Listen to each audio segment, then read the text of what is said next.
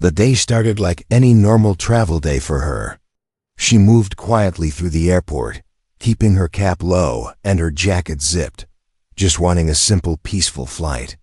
No one paid attention to her, and that was exactly how she liked it. She stood in the boarding line with other passengers, listening to the usual announcements and watching families take pictures before their flight. Nothing about her looked unusual. She carried no heavy bag, wore no uniform, and didn't even look excited. She just looked like someone going home after a long week. When she stepped inside the plane, she took a seat near the window, placed her small backpack under the seat, and closed her eyes for a few seconds. The engines outside hummed louder as boarding continued, and she breathed slowly, as if reminding herself that today she wasn't at work. She wasn't responsible for anything big, and she didn't have to think about old memories. She was just a passenger. That's what she told herself again and again. People around her talked about weather, work, holidays, and random things. She stayed silent. A kid kept staring at her, maybe because of her calm but sharp presence, but she simply gave a soft smile, so he wouldn't feel scared. The flight attendants walked up and down, doing their usual checks before takeoff. Everything felt normal. But deep inside her, something she never talked about stayed alive, the part of her life she had left behind.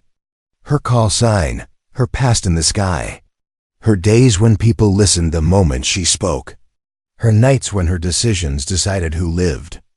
She had walked away from all of it, promising herself she would never use that name again.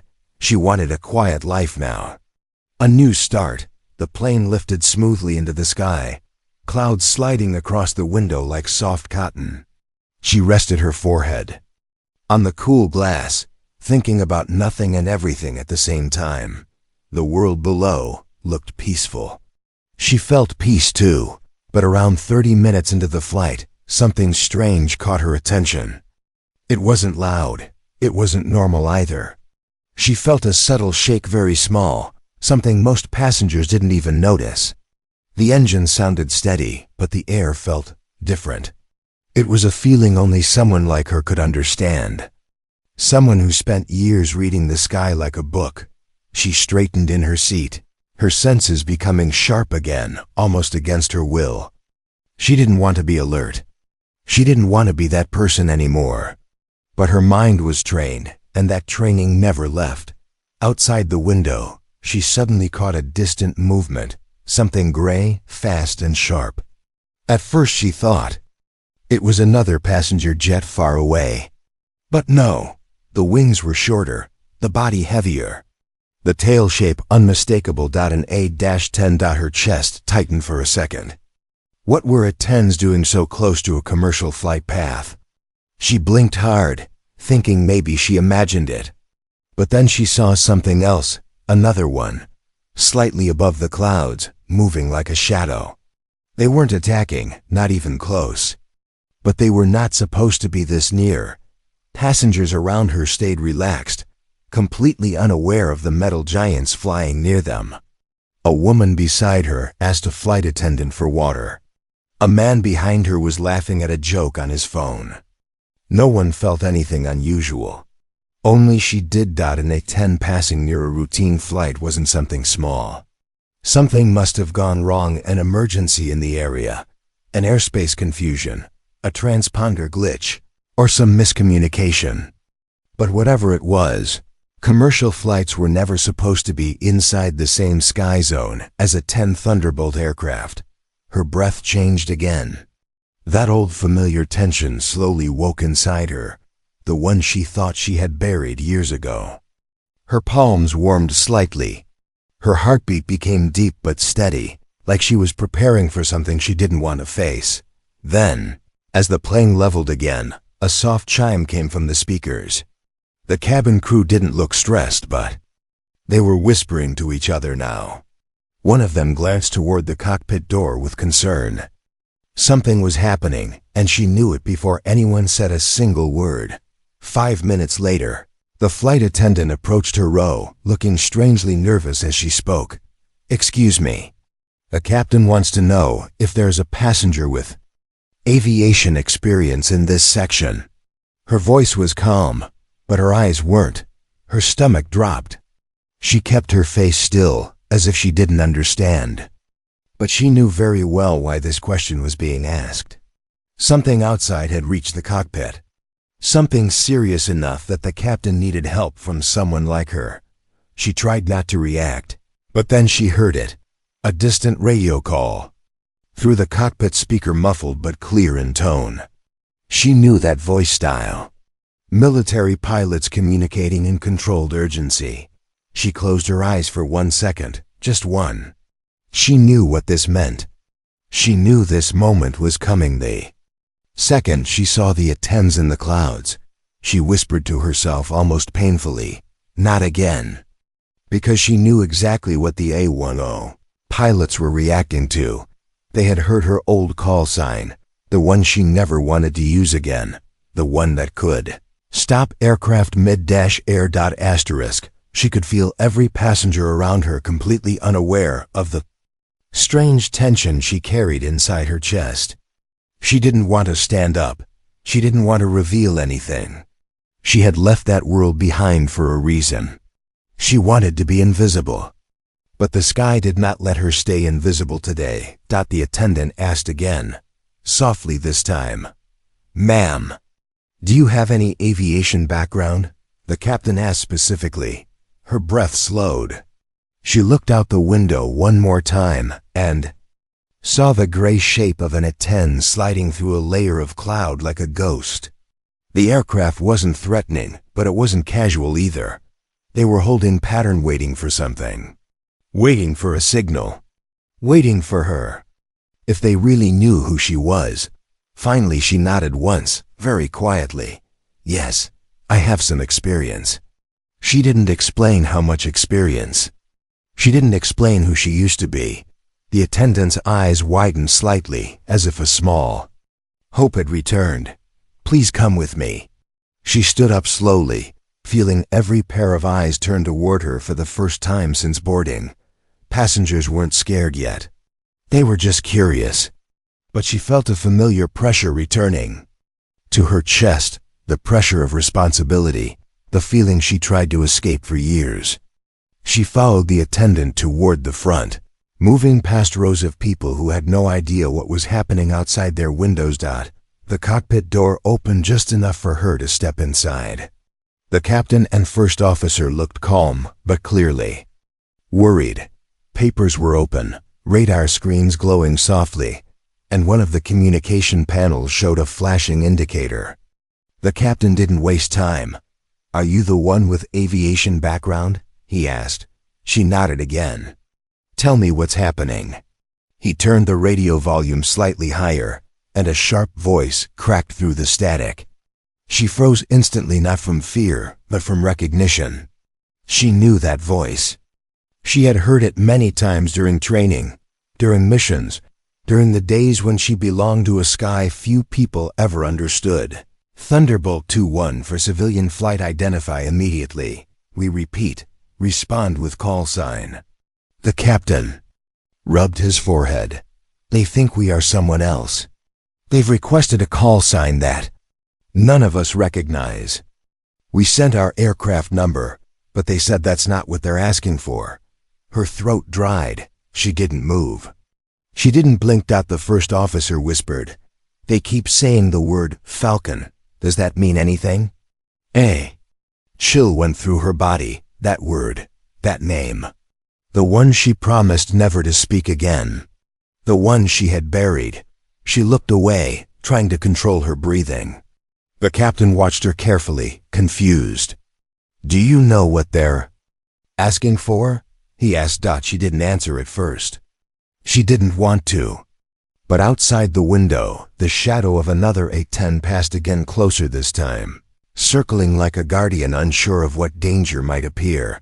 Finally she whispered, "They're looking for someone. Someone from a long time ago." "Someone? On this plane?" the captain asked. "No," she said softly. "Someone who shouldn't exist anymore." She stepped closer to the comm panel, keeping her hands at her sides. not touching anything yet. She listened again as the A-10 pilot's voice came through the radio. "Falcon, if you hear this, confirm. We have unknown readings in this airspace. We need your eyes." Her eyes slowly closed. She didn't want to hear those words ever again. "We need your eyes." Only one person in the entire program had that phrase attached to her call sign. Only one person had the skill to read the sky the way she did. And now the A-10 pilots were calling to that person as if she still existed. The captain looked between her and the radio. "Ma'am, why are they calling you?" She opened her eyes again, and for the first time since she boarded the plane, her face changed. The calm look faded. A quiet strength returned. A strength she had locked away. "I used to be Falcon," she said quietly. "A long time ago." The captain blinked. The first officer's mouth opened slightly. Neither knew what to say. They suddenly understood why the military aircraft were circling and sending unusual messages. They weren't mistaken. They weren't searching for a threat. They were searching for her. She didn't wait for their reaction. She leaned slightly toward the radio but didn't touch it yet. Instead, she looked outside the cockpit window, scanning the horizon with eyes that remembered too much. Something was wrong in this sky. Something that even the A-10s weren't sure about. She spoke calmly.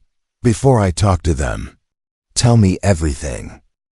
"What did ATC say? Did we lose communication at any point? Did you change altitude? Did you get any alert before they showed up?" The captain explained quickly. "Our transponder had a 2-second drop. It came back instantly, but the military was already in the area for their own operation. They thought our signal matched someone from their internal list. When we climbed through the clouds, they started calling." Her jaw tightened. "This sky is not normal today. I need more data." The first officer pointed at the display. "There's a strange reading about 20 miles east. We thought it was an error." She stared at the reading. It wasn't an error. She recognized the pattern immediately, but saying it out loud would change everything. The captain asked carefully, "What does it mean?" She didn't answer yet. Outside, one of the A-10s rolled slightly, as if waiting. She knew they were waiting for her voice. She finally reached out her hand toward the mic, her fingers shaking slightly, not from fear, but from the weight of returning to a world she thought she had left behind forever. She held the mic for a long moment without speaking, her fingers lightly touching the cold metal. Her reflection on the cockpit glass looked like a person caught between two lives. Passengers behind the closed door had no idea that the sky around them was slowly becoming heavier. The A-10 pilots were still circling, waiting for a sound they had long believed they would never hear again. The captain and first officer watched her, not with fear, but with a sense that something extraordinary was happening in front of them. They didn't know her past. They didn't know her story. They only knew the military jets outside were not behaving normally, and that she was the only person who seemed to understand why. She took one slow breath, the way she used to before, making any major call in her old life. Her voice was steady but quiet as she finally pressed the mic button. "This is Falcon," she said.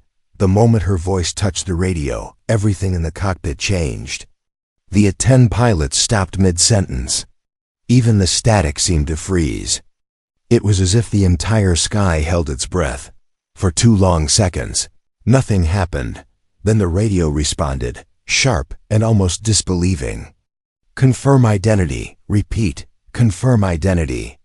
"Is that really?" She pressed the mic again. "This is Falcon. I'm on board the civilian aircraft you've been calling." Silence again. The kind of silence that felt alive. Then, a softer voice one she remembered from years ago but never expected to hear again answered. "Ma'am, we thought you were gone." Her eyes softened. There were memories in that voice. Hard ones, beautiful ones, heavy ones. She didn't want to carry them. "Today, I'm not here on duty," she said firmly. "This is a routine flight. Why are you breaking formation around us? Ma'am, the pilot said, we detected something unusual near your path, something we can't identify. We needed your eyes. She closed her eyes for a second. She hated that phrase. It meant something dangerous was happening. Something uncertain. Something invisible to most people. Show me the coordinates. She said. The first officer quickly adjusted the screen so she could see the radar more clearly. It was faint, barely visible, almost like a glitch. But she recognized the pattern. She had seen similar readings before during her final year in service, when a strange atmospheric event caused confusion across a wide airspace. They had spent days trying to understand it, but today the reading was stronger. The captain asked, "What is it?" She didn't answer immediately. Instead, she stepped closer to the cockpit window, looking out into the endless white cloud cover. The sunlight bounced off the wing, creating a bright reflection that almost looked like a flare. And behind that reflection, far in the distance, something flickered like a shadow made of light. She tightened her jaw. "Has this reading moved?" she asked. "Only slightly," the first officer replied. "But it's inconsistent. Sometimes it disappears. Sometimes it gets stronger. And it's heading toward the same altitude as us," she whispered. The captain's face paled. "Is it dangerous?" She didn't want to scare them. She didn't want to scare the passengers. "It's not a threat right now. But it's unpredictable." The radio crackled again. "Falcon, we can escort your aircraft to safer airspace if needed." She looked at the pilot panel and then at the two men in front of her. "No, if we change our path too quickly, it might confuse." The anomaly. That could make things worse. The captain asked quietly, "What do you want us to do?" "Hold current course," she said. "I'll guide you." The captain nodded, trusting her without question now. Then something unexpected happened. Soft knock came on the cockpit door. The captain opened it slightly, expecting a flight attendant. But instead, a young passenger with trembling hands stood there. His voice shook as he spoke. "Sir, I'm sorry. But some people in the cabin are worried. They saw military planes outside, and..." The seatbelt sign turned on again. "Everyone wants to know if everything is okay." The captain tried to smile, but the boy's eyes went past him, landing on her. She froze for a moment. She didn't want attention. She didn't want anyone to know she was involved. The boy stared at her with wide eyes, sensing something different about her. Are you helping them?" She didn't want to answer. She didn't want to give false hope or unnecessary fear. But then she remembered something her old commander once told her. In the sky, people look for one steady voice. Be that voice. She crouched slightly so she was at the boy's eye level. "Everything is going to be okay," she said gently. "We're just checking something outside. You're safe." Her calm tone worked. The boy nodded slowly, relaxing. "A little. Okay, I'll tell them." He walked away, still glancing back with curiosity. She straightened again, but the moment she returned her attention to the radar, the strange reading suddenly shifted much faster this time. The first officer leaned forward. "It's moving again." Her pulse rose. "That's not good." Then the A-10 pilot's voice came through, suddenly urgent. "Falcon, we just lost visual. The target disappeared from our sensors. It's moving toward your left wing." Her eyes shot to the window. Something silent, bright, and unfamiliar was approaching them through the clouds. For a moment, she forgot how to breathe. Her eyes stayed locked on the window as something faint and bright moved through the clouds. Not fast, not slow, just steady, like it already knew where it wanted to go. The passengers still had no idea. They were talking, laughing, stretching, asking for snacks. But she stood in the cockpit with the captain and first officer, watching a light that shouldn't exist glide toward the left wing of their plane. The A-10 pilot's voice came through, tense but controlled. "Falcon, confirm visual." "We're Tracking a moving signal with no heat, no metal signature, no transponder. It isn't one of ours. She didn't respond yet. She couldn't. She stared at the shifting glow in the clouds, trying to match it with something she had seen before. But nothing in her years of service looked like this. It wasn't a drone. It wasn't a weather balloon. It wasn't a reflection. It moved with intention, almost like it was searching for them. The captain spoke softly, trying not to alarm her. "What do you think it is?" "I don't know," she admitted. It wasn't easy for her to say those words. She had always been the one with answers, the one with a calm voice in chaos. But this felt new and old at the same time. Something her mind was trying to understand, but couldn't fit into any familiar box. The first officer leaned closer to the radar. "It disappeared again." "No," she said quietly. "It didn't disappear. It's too close to be on radar now." The captain's eyes widened. "Meaning," she pointed at the window. "Meaning it's right there." All three of them turned toward the left side. For a second, nothing moved. Then, something thin and white sliced across the cloud, like a beam of soft light bending with the wind. It didn't look mechanical. It didn't look harmful. It looked curious. The radio crackled again. "Falcon, do we engage?" "No," she said sharply. "Do not engage. We don't know what it is." She knew the Attends could easily fire if they saw a threat, and that would create a disaster. She needed to keep everyone calm, military and civilian. The captain trusted her judgment without question now. She had become the anchor holding the sky together. Then something unexpected happened. The strange, bright shape drifted closer, and the lights in the cockpit flickered only for a second.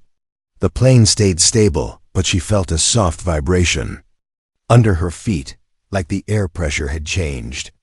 She remembered that same feeling years ago during a classified mission when her team encountered a rare atmospheric distortion that confused their sensors. It had forced them to land early, but this was stronger. "Captain," she said, "check the electrical load." He scanned the panel. "Everything is normal." The light moved again, almost like a ribbon floating in water. It had no sound, no shadow, no defined form. It was just presence. She hated not knowing what it was, but her instincts told her one thing clearly. It wasn't here by accident. A soft knock came on the cockpit door again. The captain opened it slightly, and the same boy from earlier peeked in. "Sir." The lights in the cabin blinked. He looked nervous. "People are asking what's happening." She didn't want him near danger, but she couldn't ignore him either. "It's okay," she said gently. "It was just a small air pressure shift, nothing to worry about." The boy stared at her again, sensing more than she said. "Is it because of the planes outside?" She smiled softly, a small real smile that didn't show fear. "Everything is under control." He held on to her words, nodded, and went back. As the door closed, she turned back to the window and the bright shape suddenly pulsed. Just once. A slow heartbeat. The Attend pilot's voice came in again, sounding confused now instead of tense. "Falcon, our instruments just reset for a second. Whatever that thing is, it's affecting us too. Do you have eyes on it?" "Yes," she said. "And it's getting closer." The captain shifted in his seat. "Should I contact ATC?" "No, not yet. They'll panic and block the airspace. We need time." The first officer frowned. "Why is it coming toward us?" She hesitated before answering, because she wasn't fully sure herself. "Because it's reacting to something." "What something?" She didn't want to say it, but she felt it deep in her chest. "It might be reacting to my voice."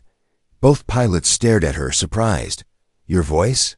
She nodded slowly. "When I used my call sign, the radio spike might have triggered it.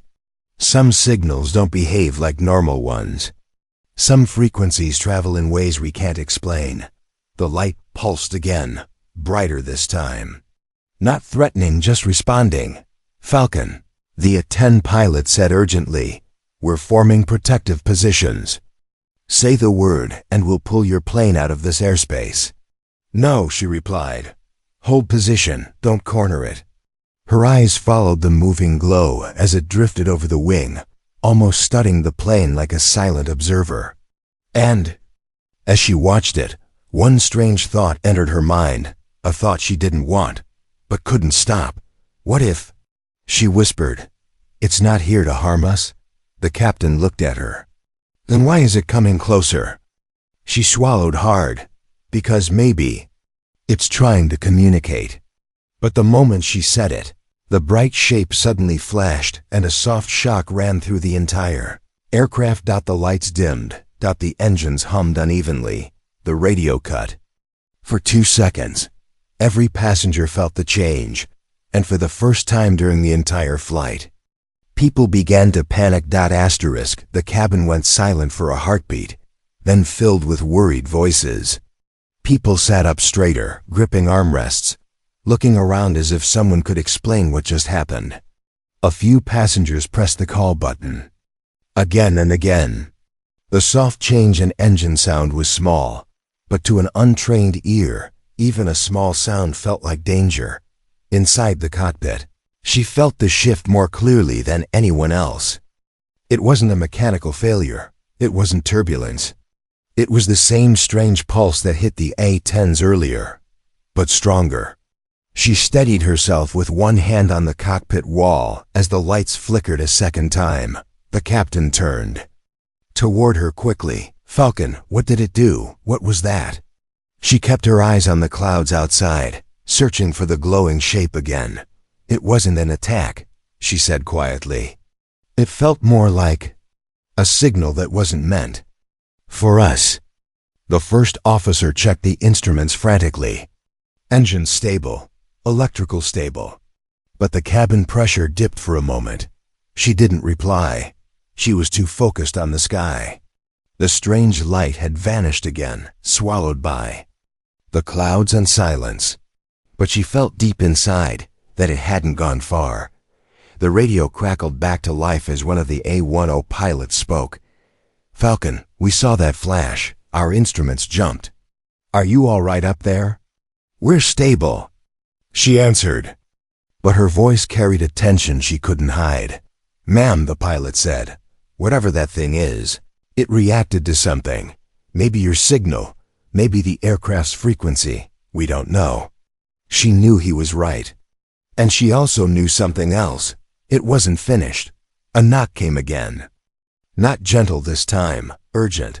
The captain opened the cockpit door, and a flight attendant stepped in, pale and shaken. "People are scared," she whispered. "Some are crying. A few think the engines are failing. We need guidance." "What should we tell then?" The captain looked at Falcon. Her, the woman who wanted a quiet life, but she knew she couldn't hide now. Not when an entire plane depended on someone who understood the sky better than anyone else on board. She walked out of the cockpit slowly. Every pair of eyes followed her. Some people looked frightened, some hopeful, some confused. The boy from earlier was gripping the armrest of his seat, trying to be brave.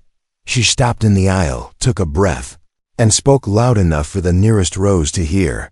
"You're safe," she said softly. "We're handling the situation. Nothing is failing. You're not in danger." Her voice carried a calm weight that settled people instantly. It wasn't loud. It wasn't dramatic.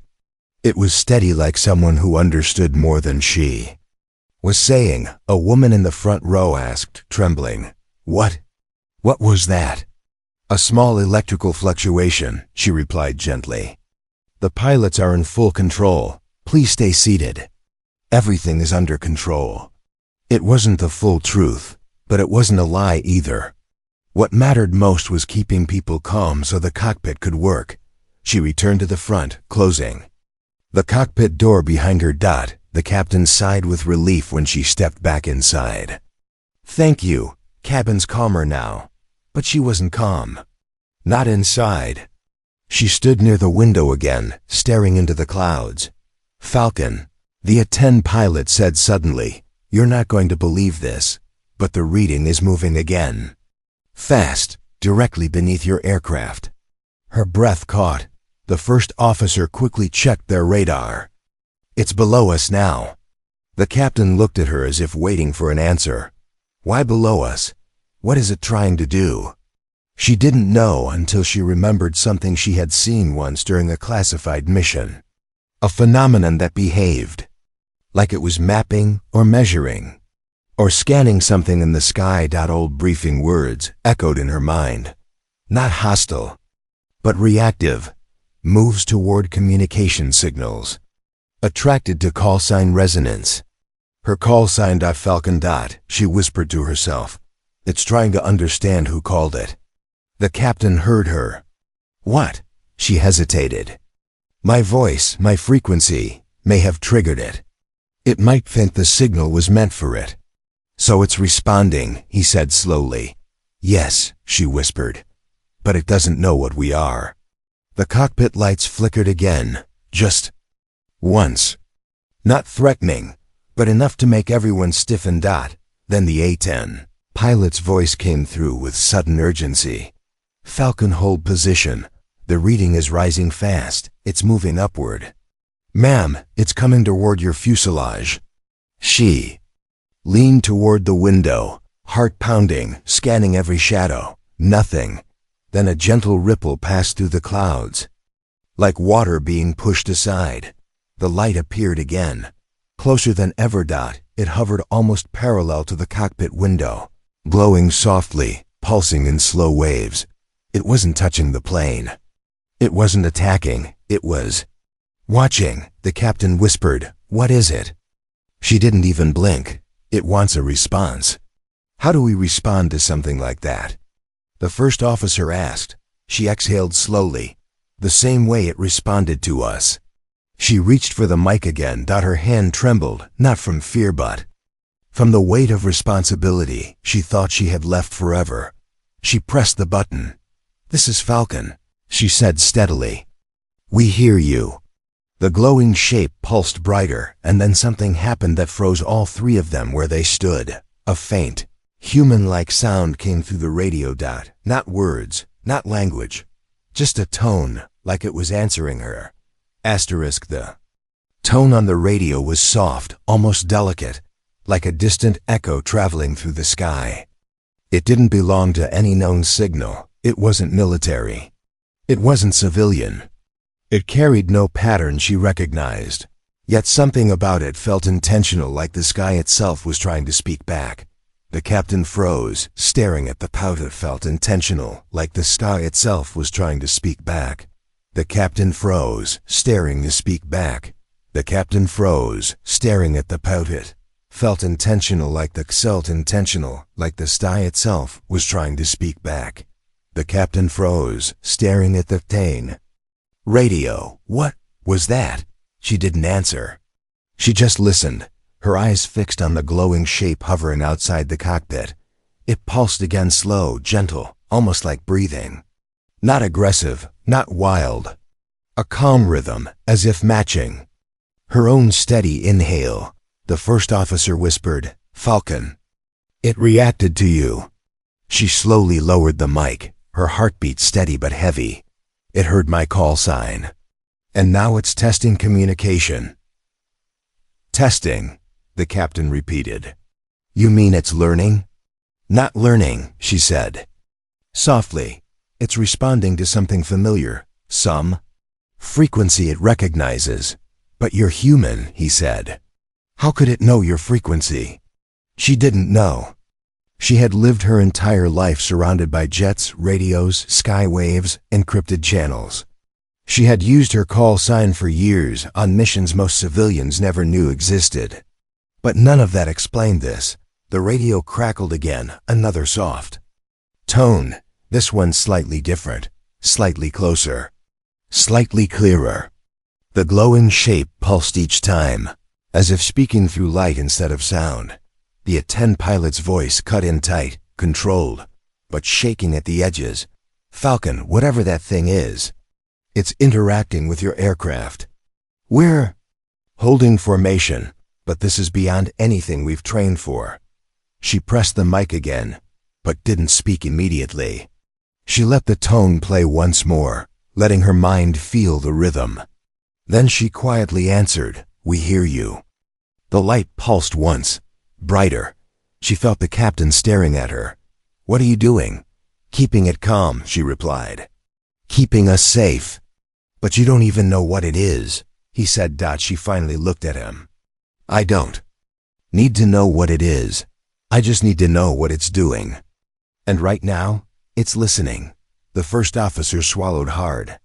"Falcon, what if it wants something?" "It already took something," she whispered. "My signal." The cockpit fell silent. Below them, clouds rolled like waves. Beside them, the strange bright shape hovered in a rhythm that seemed almost alive. It didn't blink. It didn't shake. It didn't drift away. It stayed exactly where it was, as if anchoring itself to her presence. A flight attendant knocked again, gentler this time, but with fear behind it. The captain opened the door. "People are scared," she said softly.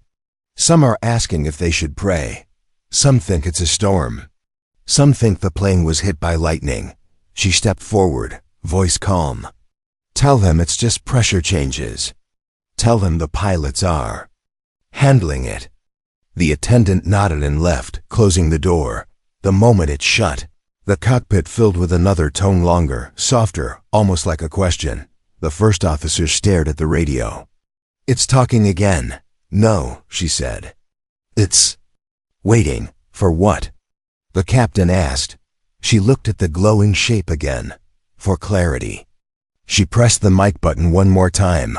"What do you want?" Silence. Then the light pulsed in 3 slow waves. The radio tone followed the same pattern, 3 gentle notes. She repeated the pattern back, pressing the button 3 times.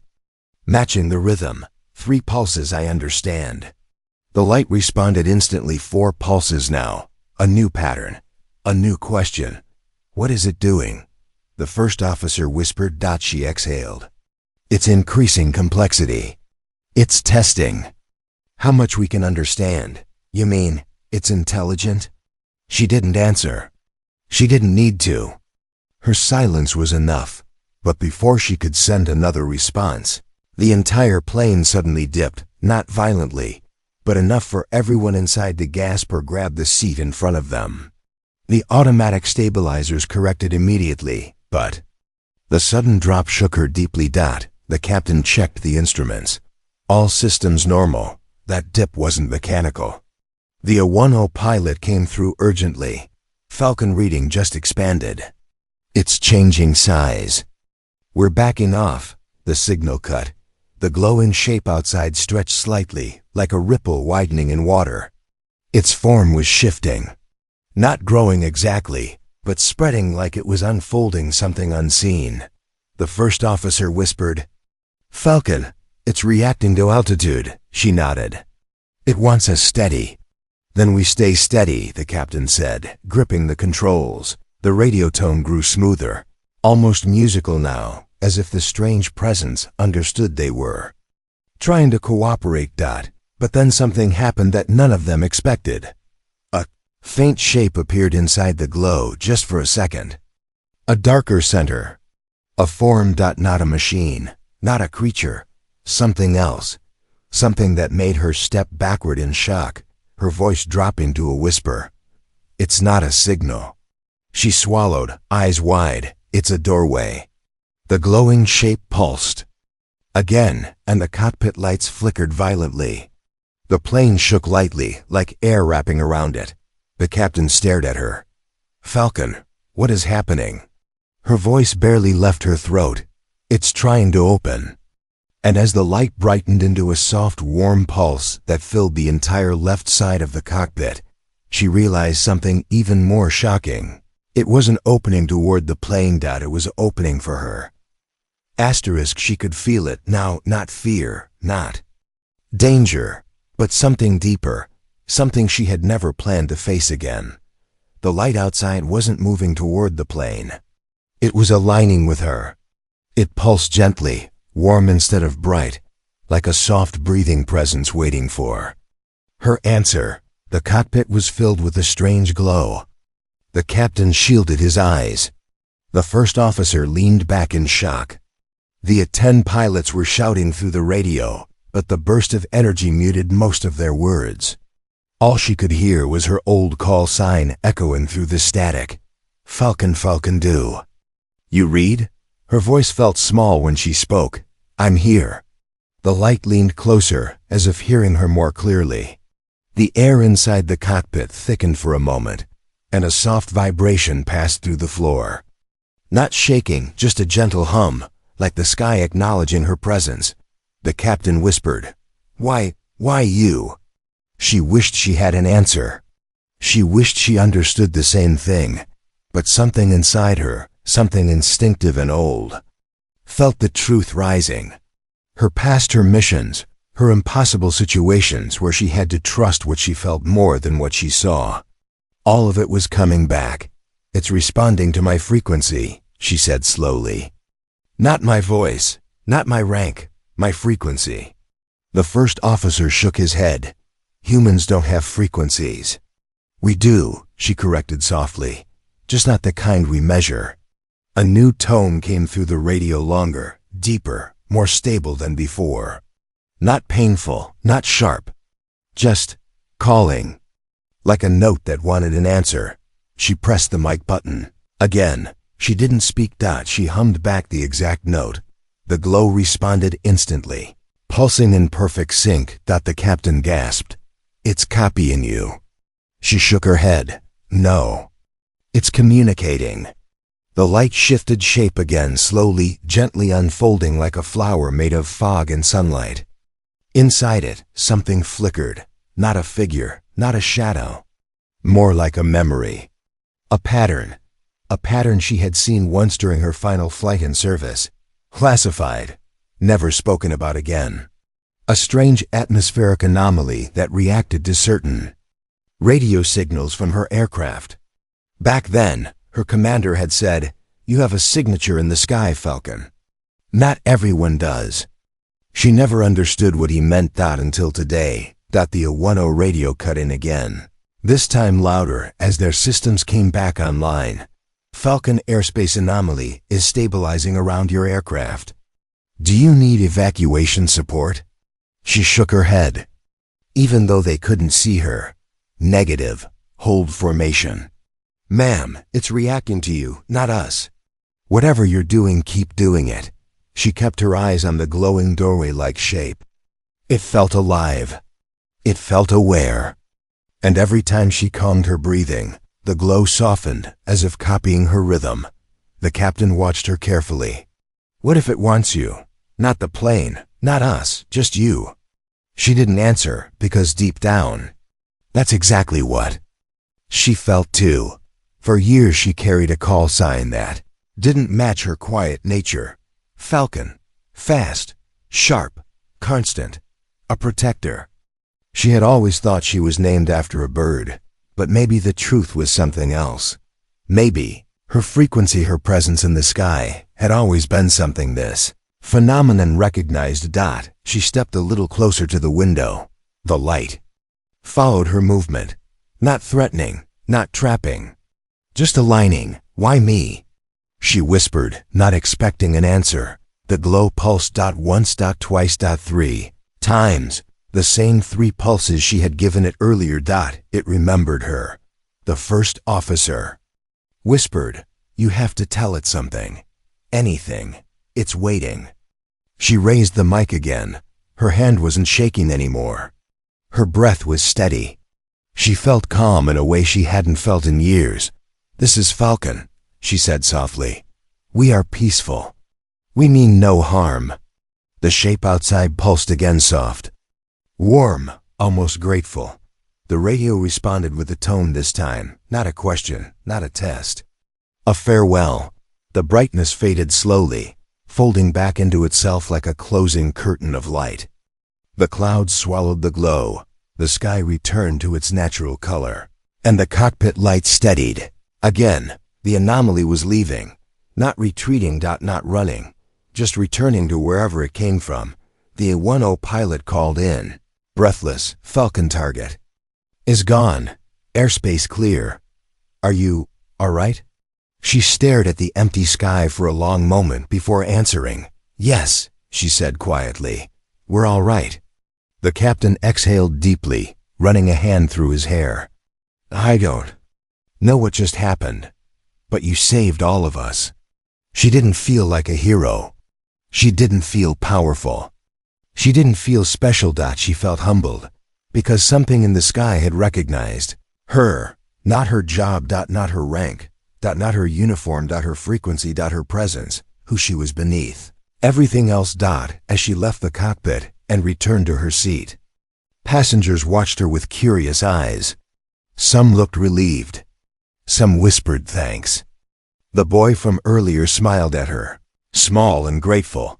She gave him a gentle nod. When the plane landed safely an hour later, the sky looked completely normal. No strange lights, no pulses, no signals, but she knew the truth.